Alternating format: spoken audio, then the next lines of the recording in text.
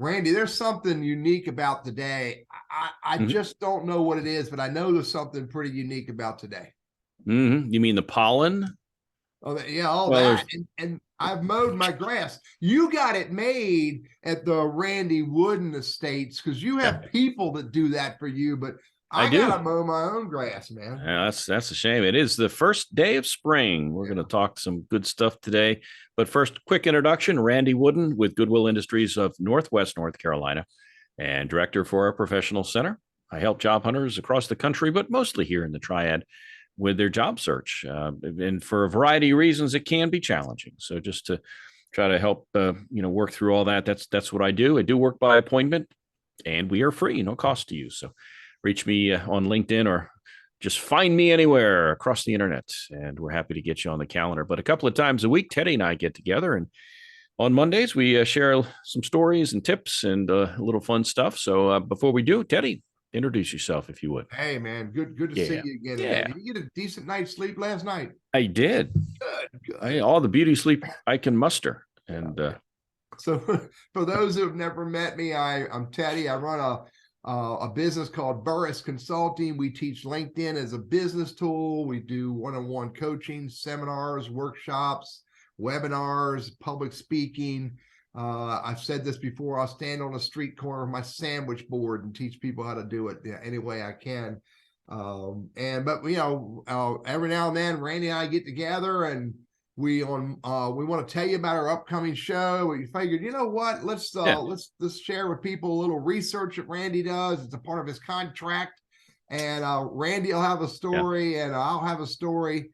We'll introduce you to our special guest for this coming week, and then we'll end the show with Randy. I'll have a phenomenal tip, and I'll try my best to match it with just as phenomenal of a tip. So, Randy, tell us about your research, buddy. Yeah, this is one of the most fun dates in history. And at first, when I started looking at births, I thought, nah, not so much. But this thing got really interesting. So, put your thinking cap on for some trivia, and let's get her started. So, first day of spring, the 20th, Monday the 20th. And I always thought growing up, spring was on the 21st. And so I actually tried to research this, but I'm no meteorologist. I can't even spell meteorologist. But why does the date differ from year to year?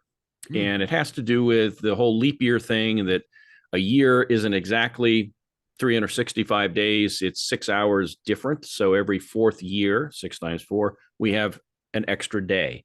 And that skews things. So don't ask me why or how it all works, but just know it's not always on the same day. So there you go. You're overthinking this, Randy. You're overthinking. I know it, but I'm responsible for accurate information. So there's that. Births on this date: Carl Reiner, Dick Van Dyke Show. Remember, Carl was he was the writer for that. He was born in 1922. Fred Rogers, Mr. Rogers' Neighborhood, born in the state, 1928. He was also, I believe, either a Presbyterian minister or he was a licensed minister in faith. I'm not sure which denomination offhand. Hal Linden, remember him from Barney Miller? Oh, yeah. 1931. And my hockey hero, as I was a young kid growing up in Rhode Island, we used to watch on WSBK TV 38.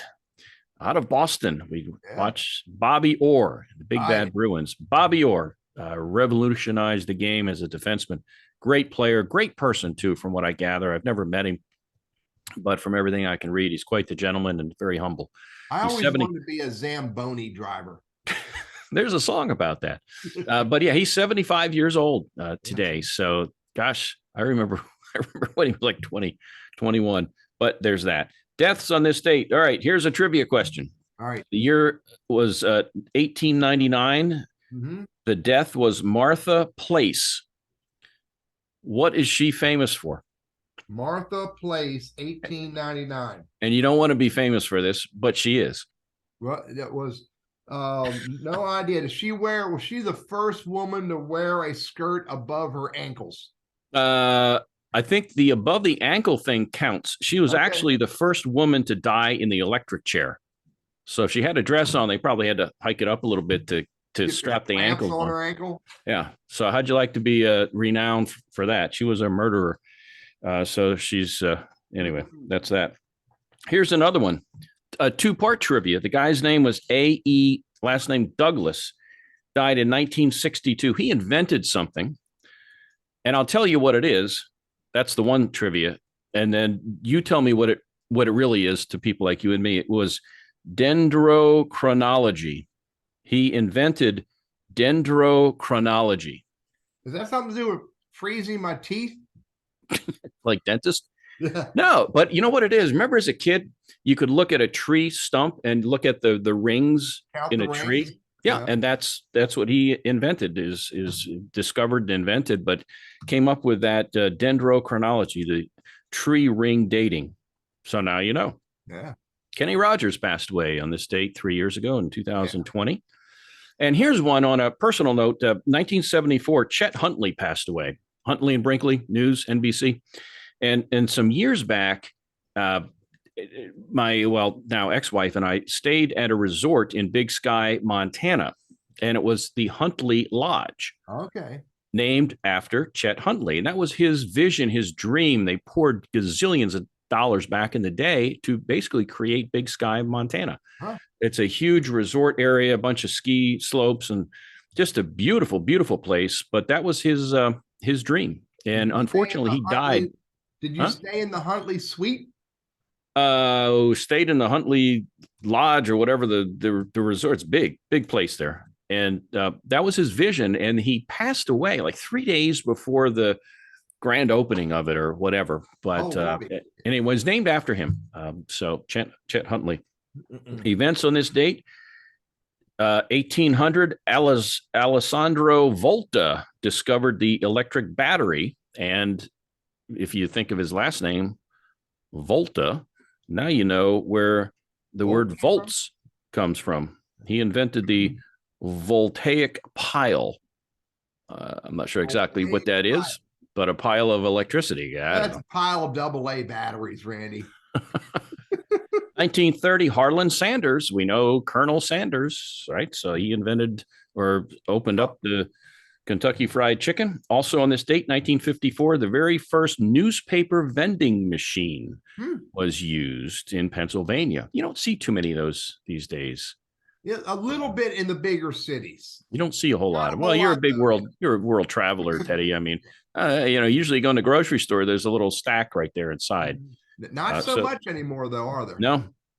And one last one for you. On this date in 2003, a U.S.-led coalition launched the ground invasion into Iraq. Yeah, and chasing Saddam and his folks. Anyway, so there was that. A quick story for you, Teddy. You and I made history, or close to it, back in 2011. Mm-hmm. I had started what I still believe to be, because nobody else was doing this at the time, back in about 2010 or so,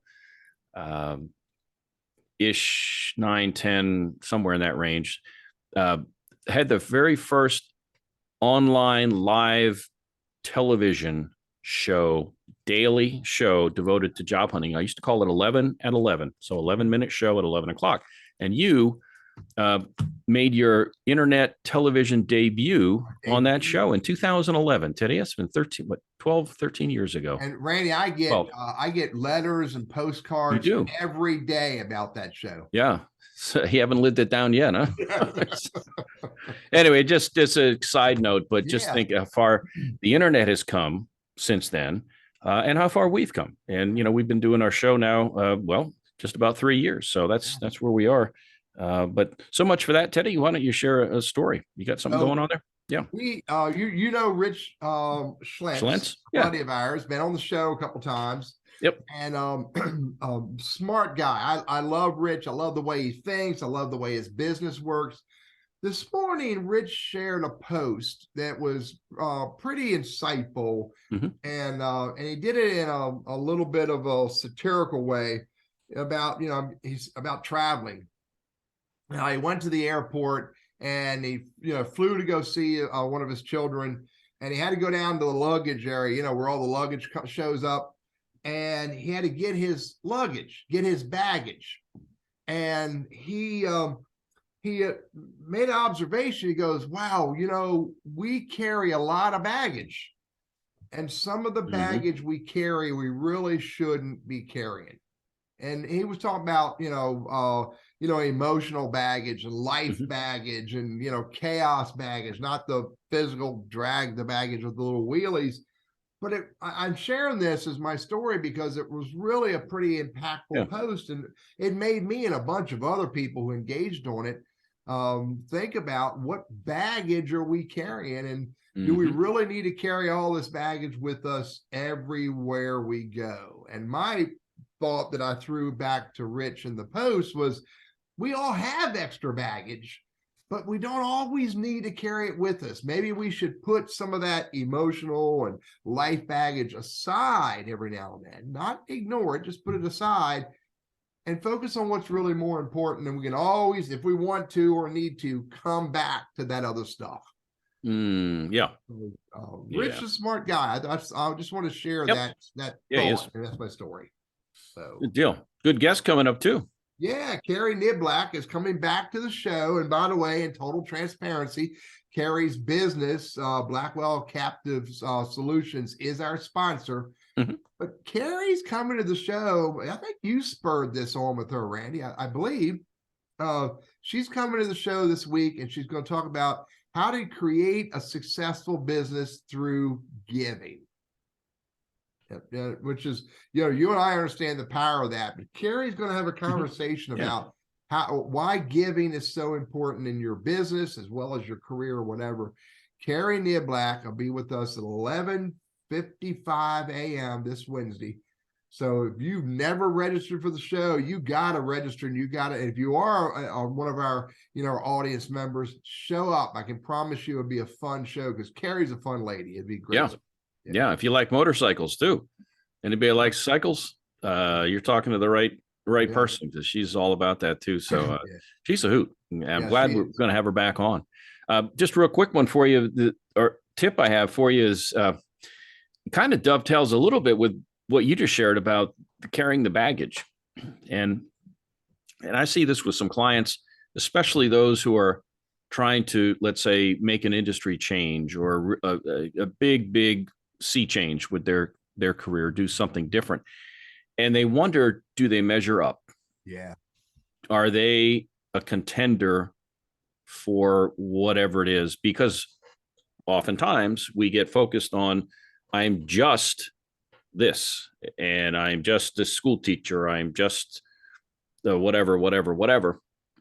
And they fail to see the value that they can add elsewhere with those transferable skills, and you get pigeonholed and sometimes limited based on your own thoughts. And it's not always the case. It shouldn't be the case. And we've all worked with guys and gals that have made changes. So just be aware of that. And I hate to say, cast it aside, because it's a tough thing to do, but try to work through that, and you might be pleasantly surprised. Yeah. Hey, Randy, I'm going to play off that as well. This week I got a phone call. Actually, it was Friday, this past Friday. I got a phone call that said, I won a contract that I thought that I was the underdog by a long shot. Didn't think I was going to get this contract, but I got it. And when she was telling me I got it, it was reminding me of this, what we're talking about now. Do I measure up? Well, obviously in her mind, I measured up. In my mind, I thought I just got lucky. And there's a word that we use. This is my tip. There's a word that we use way too often. When we speak about ourselves, we say, I am just this. And I hear it all the time. I'm just this guy. I'm just a housewife. I'm just the husband. I'm just the wife. Whatever it is, never put the word just in when you are referring to yourself. You are. Never use the word just. That's my tip, dude. Good point. Good stuff.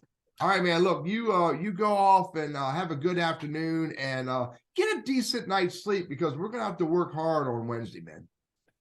You got it, buddy. Have a good one. I'll see you. I'll see you there. Bye. All right.